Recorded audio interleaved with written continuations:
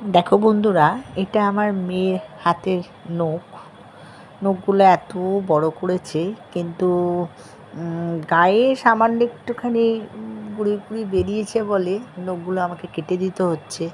একটু কষ্ট পাচ্ছে, আমিও কষ্ট পাচ্ছি। কারণ এই নখ যদি আবার ওই কিছুতে লাগে স্কিনে, সেই স্কিনটা তো আবার অন্য কিছু হয়ে যেতে পারে। ওই জন্য বাড়াবাড়ি না হওয়ার জন্য না কেটেই দিই। একটু দুঃখ পাচ্ছে।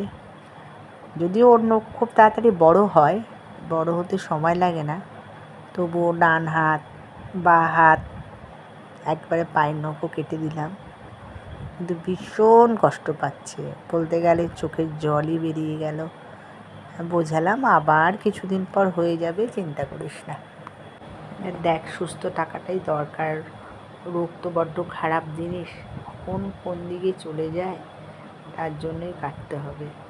যাই হোক, কাটতে খুব একটা সমস্যা হচ্ছিল না, কারণ ও এত না কাটার জন্য আমাকে মানে জোর দিচ্ছিল, যার জন্যই একটু আধটু সমস্যা আর কি। যাই হোক, ওকে বোঝানো হলো যে কিছু হয়ে গেলে কি হবে, স্কিনের ব্যাপার, মেয়ে মানুষ, কোথা থেকে কি হয়ে যাবে। মেনেছে, কিন্তু আমারও কষ্ট লাগছিল।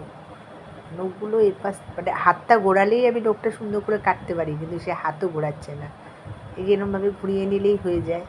তারপর যখন বকলাম যে তোর ভ্যাবানো বন্ধ কর, চুপ থাক, নখটা কাটতে দে, তারপর দেখো কত অসুবিধে হচ্ছে। একটু ঘুরলেই সুন্দর করে কাটা যায়, শুনবে না কথা। যাই হোক, একটু গ্রিন কালার নেল পলিশ পরিয়ে দিয়েছিলাম।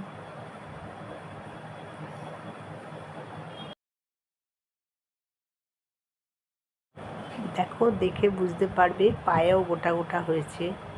কোনো কারণে যদি ওই নখটা লেগে এই রস বেরিয়ে যায়, সেটা ঠিক করতে সাংঘাতিক কাণ্ড হবে। আর এই বেকার ডাক্তার দেখিয়ে একগাদা ওষুধ খাওয়া, তার থেকে নিজে সাবধান হওয়াই ভালো।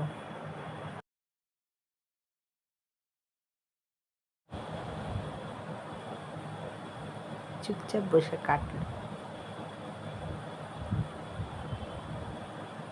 কাটাও মুশকিল। একটু ভালো নেল কাটার চাই। এটা পুরনো নেল কাটার তো, খুব ভালো করে কাটছে না, বিরক্ত হচ্ছে ওই জন্য। তুমি নখ কাটতে পারছো না, আসলে তা না, নেল কাটারটারও ধার নেই। এবার এভাবে শেষ করলাম, থামলাম।